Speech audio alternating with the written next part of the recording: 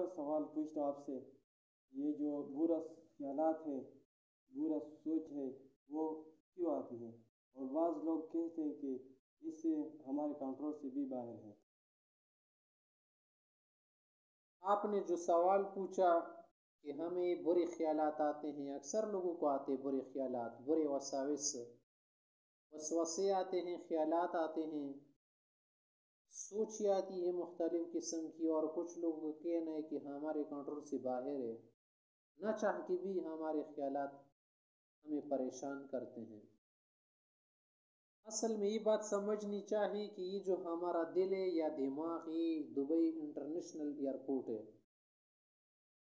اس پر کوئی پابندی نہیں ہے۔ کبھی صحیح خیال آئے گا، کبھی برا خیال آئے گا، کبھی غلط سوچ آئے گی، کبھی صحیح سوچ آئے گی، کبھی کیا ہوگا اور کبھی کیا نہیں ہوگا۔ بہت سارے افکار سے ہم متاثر رہتے ہیں، ہر طرح کی فکر ہمیں لاحق ہوتی ہے، یہاں تک کہ نماز میں بھی ایک آدمی بسکون نہیں رہ سکتا، ادھر بھی بہت ساری فکر انسان کو لاحق رہتی ہیں۔ انسان اس کی وجہ سے کنفیوز ہو جاتا ہے، بہت زیادہ پریشان ہو جاتا ہے۔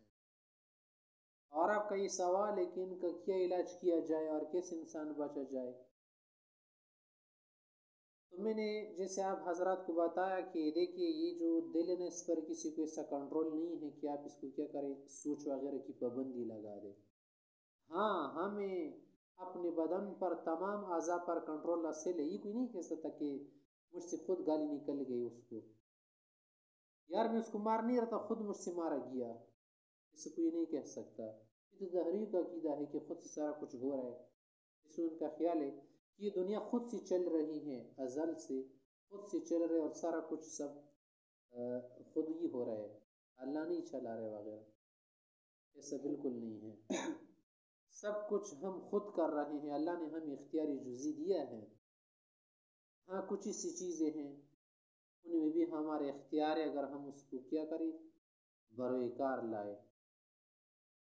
یہ جو برے خیالات وساوس ہے یا غلط افکار ہے، ان کے ختم کرنے کا یہ طریقہ ہے ہمارے علماء حضرات، اکابر امت، اور اسی طرح سے بہت سارے شیوخ حضرات نے اس کا یہ علاج تجویز فرمایا ہے کہ جب بھی غلط سوچ آئے، فکر آئے، خیال آئے، اس کو توجہ نہ دے۔ عدم التفات اس کا بہترین علاج ہے، عدم التفات، نو لفٹ، لفٹ نہیں دینا۔ اگر لفٹ دو گے، خیالات کو دل میں پکا کر دو گے، ادھر ادھر ہٹانے کی کوشش کرو گے، اور آئیں گے اور آئیں گے۔ اس لیے ان کے ہٹانے کا بہترین طریقہ یہ ہے کہ زیادہ توجہ نہ دے، جو بھی سوچا ہے آنے دو، جانے دو، آنے دو، خود ہی آتے جاتے ہیں، یہ خیالات آتے ہیں اور جاتے ہیں۔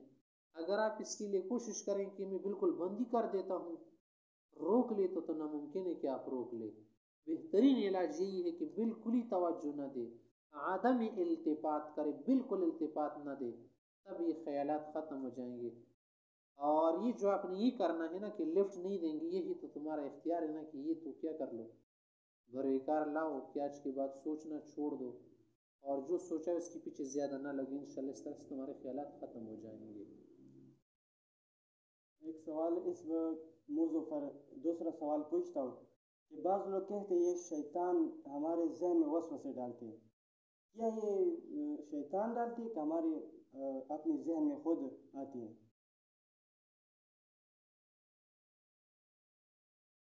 یہ جو آپ نے دوسرا سوال پوچھا کہ یہ جو خیالات وغیرہ آتے ہیں شیطان ڈالتا ہے یا کیسے آتے ہیں، ظاہر شیطان کی تو یہی کوشش ہے کہ وہ کیا کرتا ہے، دل میں وسوسے ڈالتے ہیں، اور قرآن کریم میں اس کو خناس کہا گیا ہے۔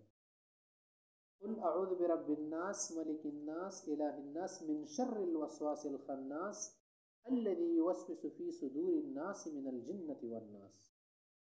قرآن کریم میں یہ جو اس آیت میں ذکر ہے، اے اللہ میں پناہ مانگتا ہوں اس شیطان سے جو پیچھے ہٹنے والے وسوسے ڈالتے، اور یہ جو وسوسے ڈالنے والا ہے نا، یہ صرف شیطان نہیں ہوتا، کبھی جنات کی جن سے ہوتا ہے، یعنی جنی شیطان، اور کبھی انسانوں کی جن سے ہوتا ہے۔ انسان بھی بعض انسان ہوتے ہیں چغلی کر کے، وسوسے ڈال کے، فتنے ڈال کے ہمارے ذہن کو خراب کرتے ہیں، اور ہمارے دماغوں میں بہت سارے کیا کرتے، برے خیالات ڈال دیتے ہیں۔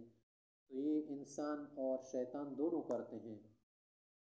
پھر جو وساوس ہیں نا کبھی تو آتے ہیں بس فوراً نکل جاتے، اس کو خاطر کہتے ہیں، کچھ دیر ٹیر جو اس کو حاجز کہتے ہیں، اگر کیا ہو کچھ زیادہ ٹہرے، کسی طرف زیادہ میلان نہ ہو، اس کو کیا کہتے ہیں، حدیث النفس۔ اگر کسی وسوسے پر انسان عمل شروع کرے، مثلا دل میں غلط ارادہ آ گیا، خیال آ گیا اور اس نے زور لگا کہ اسے پکا کر دیا، عزم کے ارادے تک پہنچا دیا، تو پھر کیا ہوگا، اسے گناہ شمار ہوگا۔ اس لیے اس پر خیال نہیں دینا چاہیے، اچھا خیال آ جو اس کو عمل ملے، برا خیال اس کو لفٹ نہ دے۔